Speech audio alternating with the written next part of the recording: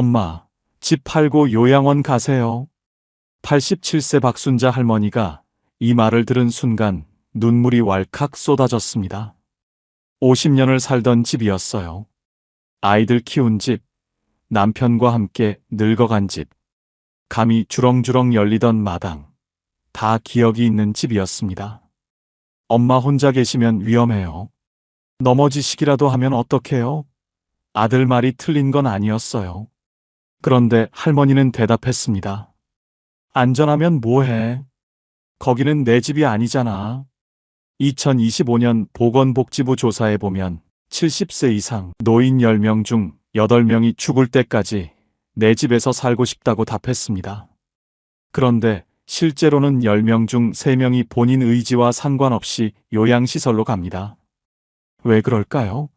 자식은 안전을 말하고 부모는 존엄을 말합니다. 누가 옳은 것일까요? 조선 후기 실학자 정약용은 유배지 강진에서 이렇게 말했습니다. 사람이 편안한 것은 가진 것이 많아서가 아니라 마음이 머무를 곳이 있어서다. 오늘 제가 드릴 말씀은 노년의 마지막 집을 선택해서 어떻게 살아야 당당하고 존엄하게 인생을 마무리할 수 있는지에 대한 이야기입니다. 내 노후가 왜 이렇게 불안할까? 왜 자식 눈치를 봐야 할까? 고민하시는 분들은 오늘 이야기를 끝까지 들어보십시오. 이야기가 끝날 때쯤엔 여러분은 그 해답을 얻으시고 노년이 분명히 달라 보일 겁니다. 자, 지금부터 시작하겠습니다. 할머니가 살고 있는 집은 서울 변두리에 있는 50년 된 낡은 2층 주택입니다. 대문을 열면 작은 마당이 있고 감나무 한 그루가 서 있습니다. 1층에는 거실과 부엌, 2층에는 방 2개가 있습니다. 벽지는 여러 번 발해서 원래 무슨 색이었는지 알 수 없고 계단은 오를 때마다 삐걱거립니다. 화장실은 비좁아서 휠체어는 들어갈 수도 없습니다. 겨울에는 춥고 여름에는 덥습니다. 최신 요양시설과 비교하면 불편한 게 한두 가지가 아닙니다. 자식들이 요양원을 권하는 이유도 이해가 됩니다. 하지만 할머니는 왜 이곳을 떠나지 않으려 할까요? 그 답은 집이 단순한 건물이 아니기 때문입니다. 할머니는 26살 때 이 집에 처음 왔습니다. 신혼 살림을 차린 날이었습니다. 남편은 공장에 다녔고 할머니는 동네 슈퍼에서 일했습니다. 돈은 늘 부족했지만 행복했습니다. 아이들이 태어났습니다. 큰아들은 거실에서 태어났습니다. 산통이 너무 빨리 와서 병원에 갈 시간이 없었습니다. 둘째 딸은 2층 작은 방에서 첫걸음을 뗐습니다. 막내 아들은 마당 감나무 아래서 자전거 타는 법을 배웠습니다. 집안 구석구석에 삶이 새겨져 있습니다. 거실 소파에는 남편이 마지막으로 앉아있던 자리가 있습니다. 10년 전 그 자리에서 남편은 조용히 눈을 감았습니다. 할머니는 지금도 가끔 그 자리에 앉아 남편 이야기를 합니다. 부엌 찬장에는 딸이 중학생 때 만들어준 머그컵이 있습니다. 삐뚤빼뚤 엄마 사랑해라고 쓰여 있습니다. 2층 계단 벽에는 아이들 키를 재던 연필 자국이 남아 있습니다. 이 집은 할머니에게 건물이 아닙니다. 기억의 그릇입니다. 시간의 지층입니다. 인생 전체가 담긴 앨범입니다. 정약용은 실학자답게 구체적인 삶을 중요하게 생각했습니다. 그는 말했습니다. 사람의 삶은 화려함이 아니라 익숙함 위에서 단단해진다. 궁궐의 화려함보다 초가집의 익숙함이 사람을 더 편안하게 만든다는 뜻입니다. 노년에게 집은 재산 목록이 아닙니다. 정신이 쉬는 자리입니다. 마음이 내려앉는 땅입니다. 요양원이 아무리 깨끗하고 시설이 좋아도 낯선 곳입니다. 낯선 침대에서 자고 낯선 사람들과 밥을 먹고 낯선 복도를 걷는 일. 젊은 사람에게는 적응의 문제지만 노인에게는 생존의 문제입니다. 할머니는 말했습니다. 요양원 침대에 누우면 잠이 안 와요. 50년 동안 자던 내 방, 내 이불이 아니잖아요. 천장도 다르고 창문도 다르고 냄새도 달라요. 거기 누우면 내가 아닌 것 같아요. 이것은 감상이 아닙니다. 의학적 사실입니다. 치매 환자를 낯선 환경에 두면 증상이 급격히 악화됩니다. 익숙한 환경은 뇌를 안정시키지만 낯선 환경은 뇌를 혼란스럽게 만듭니다. 할머니에게 이 집은 치료 공간입니다. 할머니의 하루는 매일 같은 리듬으로 흘러갑니다. 아침 7시에 일어나 마당에 나가 감나무를 봅니다. 8시에 동네 병원에 갑니다. 30년 넘게 다닌 내과 의원입니다. 의사 선생님은 할머니와 동갑입니다. 할머니 얼굴만 봐도 컨디션을 압니다. 오늘은 좀 피곤해 보이네요. 어젯밤에 잠 못 주무셨어요? 할머니가 대답하기도 전에 혈압약을 조절해 줍니다. 젊은 의사들은 이렇게 못합니다. 30년 데이터가 머릿속에 있어야 가능한 일입니다. 병원 가는 길에는 늘 들르는 슈퍼가 있습니다. 주인 아주머니는 할머니보다 10살 어립니다. 할머니 오늘 귤 좋은 거 들어왔어요. 당도 높은 거로 골라드릴게요. 할머니가 부탁하지 않아도 알아서 챙겨줍니다. 할머니는 매주 화요일과 금요일 오전에 동네 공원에 갑니다. 벤치에 앉아 있으면 같은 시간에 오는 사람들이 있습니다. 서로 이름은 잘 모릅니다. 하지만 얼굴은 압니다. 오늘도 오셨네요. 날씨 좋네요. 짧은 인사만 나눕니다. 하지만 이 인사가 할머니에게는 중요합니다. 내가 아직 세상과 연결되어 있다는 증거이기 때문입니다. 노자는 이렇게 말했습니다. 사람은 억지로 살면 병들고 자연스러우면 오래 산다. 도덕경에 나오는 말입니다. 자연스러움이란 무엇일까요? 몸이 이미 알고 있는 리듬대로 사는 것입니다. 할머니의 몸은 이 동네를 기억합니다. 병원 가는 길을 외우고 슈퍼 위치를 알고 공원 벤치 높이를 압니다. 이것은 단순한 습관이 아닙니다. 생존 본능입니다. 낯선 요양원에 가면 이 모든 것을 새로 배워야 합니다. 복도가 어디로 연결되는지, 화장실이 어디 있는지, 식당은 몇 층인지. 젊은 사람은 며칠이면 적응하지만 90세의 노인의 뇌는 다릅니다. 새로운 정보를 받아들이는 속도가 느립니다. 적응하는 동안 넘어지고 길을 잃고 불안해합니다. 통계가 이를 증명합니다.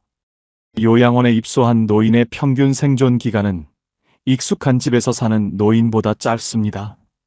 시설이 좋아서가 아니라 익숙해서 오래 사는 겁니다. 어떤 분들은 이렇게 반문합니다. 그래도 혼자 사는 건 너무 위험하지 않나요? 넘어지기라도 하면 어떡해요? 맞는 말입니다. 혼자 사는 것은 분명 위험할 수 있습니다.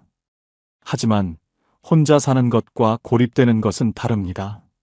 할머니는 혼자 살지만 고립되지 않았습니다.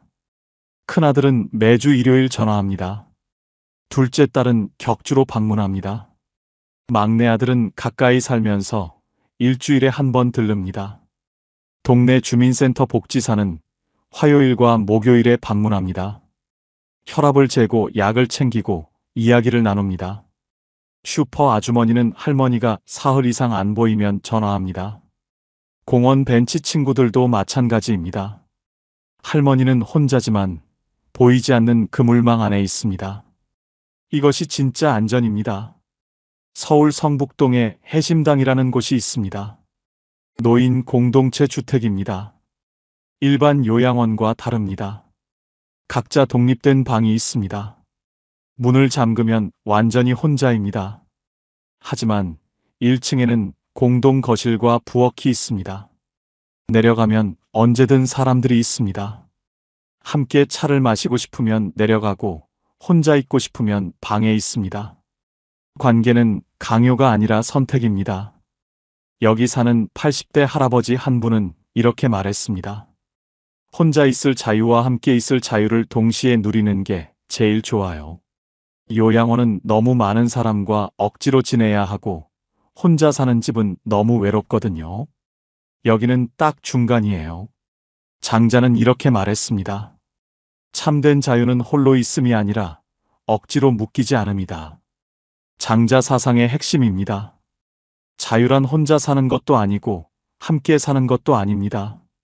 선택할 수 있는 것입니다. 노년의 행복은 관리받는 삶이 아닙니다. 연결된 자유입니다. 최근 해외에서는 에이징 인 플레이스라는 개념이 주목받고 있습니다. 쉽게 말하면 제자리에서 늙어가기입니다. 요양원으로 옮기지 않고 익숙한 집과 동네에서 인생을 마무리하는 것입니다. 북유럽 국가들은 이미 정책으로 시행하고 있습니다. 덴마크는 1980년대부터 대형 요양원 건설을 중단했습니다. 대신 집에서 살 수 있도록 방문 간호와 홈케어 서비스를 확대했습니다. 노인이 원하면 죽을 때까지 자기 집에서 살 수 있도록 지원합니다. 네덜란드도 마찬가지입니다.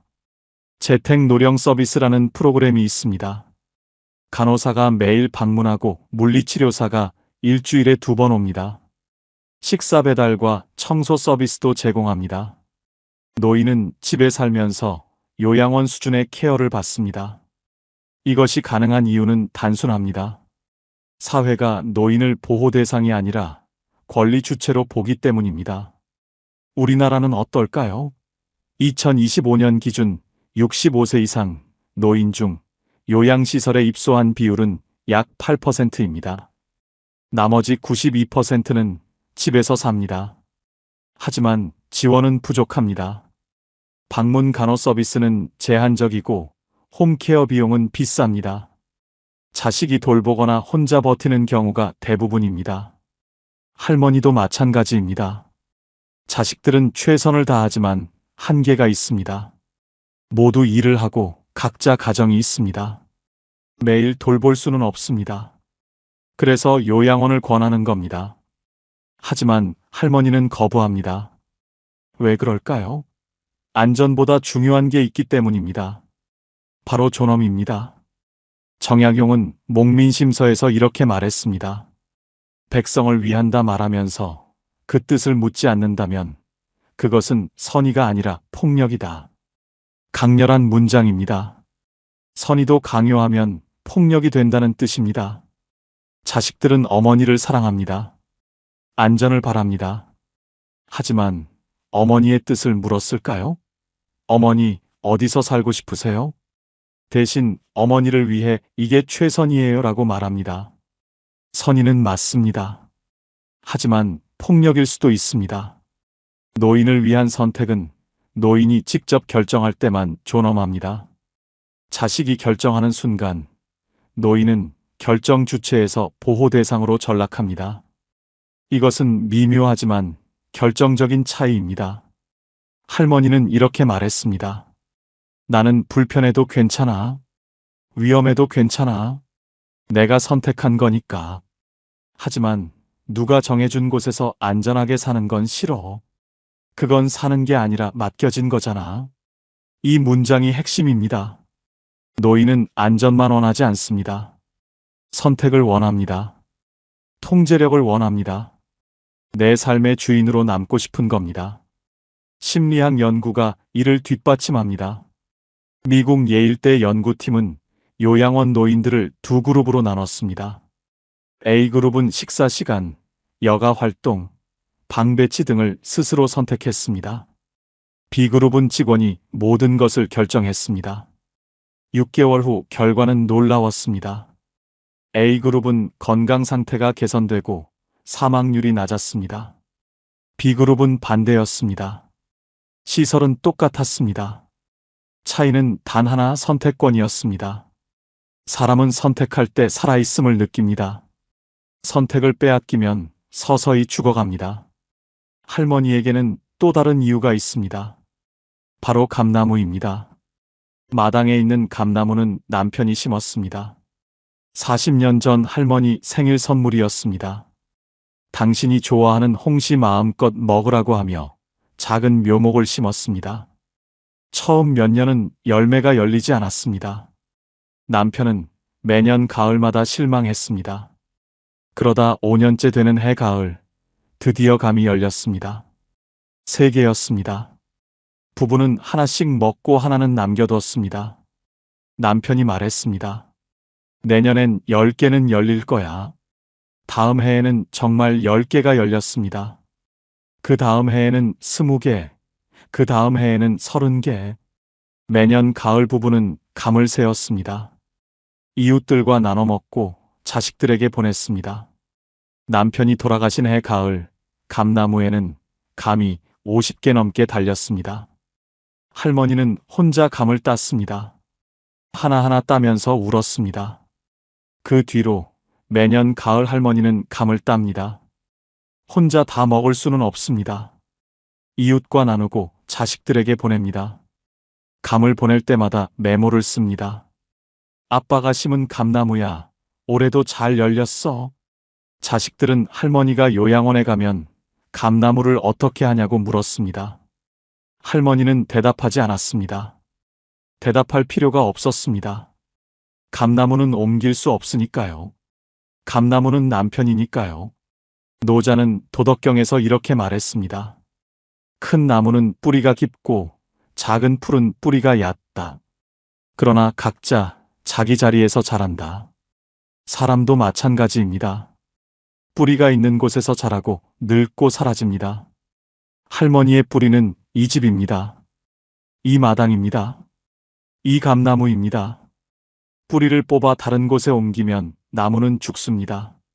사람도 다르지 않습니다. 어느 날 할머니는 자식들을 불러 모았습니다. 중요한 이야기가 있다고 했습니다. 자식들은 긴장했습니다. 혹시 요양원에 가겠다고 하는 건가 싶었습니다. 하지만 할머니는 다른 말을 꺼냈습니다. 나는 여기서 죽을 거야. 병원도 싫고 요양원도 싫어. 마지막은 내 방 내 이불에서 맞이할 거야. 너희들 걱정하지 마. 나는 준비됐어. 자식들은 흐느껴 울었습니다. 큰아들이 말했습니다. 어머니, 그런 말씀하지 마세요. 할머니는 웃었습니다. 왜 울어? 나는 행복해. 내가 원하는 대로 살다가 내가 원하는 곳에서 갈 거잖아. 이보다 좋을 수가 없지. 둘째 딸이 물었습니다. 정말 불편하지 않으세요? 할머니는 고개를 저었습니다. 불편한 건 괜찮아. 불편해도 내 집이니까. 편해도 남의 집이면 소용없어. 막내 아들이 말했습니다. 저희가 더 자주 올게요. 할머니는 아들의 손을 잡았습니다. 그래, 가끔씩만 와. 너희도 바쁜 거 알아. 대신 전화는 자주 해. 그날 저녁 할머니는 혼자 마당에 나갔습니다. 감나무 아래 앉아 하늘을 봤습니다. 별이 많았습니다. 남편과 함께 이 자리에서 별을 본 게 몇 번이었을까요?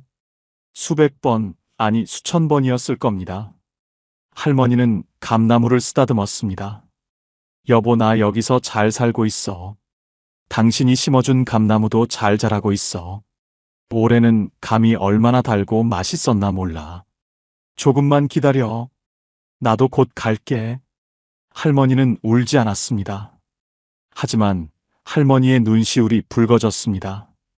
행복했기 때문입니다. 장자는 소요유편에서 자유로운 삶에 대해 이야기합니다. 큰 새들은 하늘 높이 날아갑니다. 작은 새들은 이해하지 못합니다. 왜 저렇게 높이 올라가? 여기도 충분한데. 하지만 큰 새는 높이 올라가야 자유롭습니다. 각자의 자유가 다릅니다. 할머니의 자유는 이 집에 있습니다. 자식들의 자유는 다른 곳에 있을 수 있습니다. 하지만 할머니의 자유를 빼앗을 권리는 누구에게도 없습니다. 장자가 말한 진정한 자유는 바로 이것입니다. 억지로 묶이지 않는 것, 남의 기준으로 살지 않는 것, 끝까지 나로 사는 것. 통계를 보면 흥미로운 사실이 있습니다.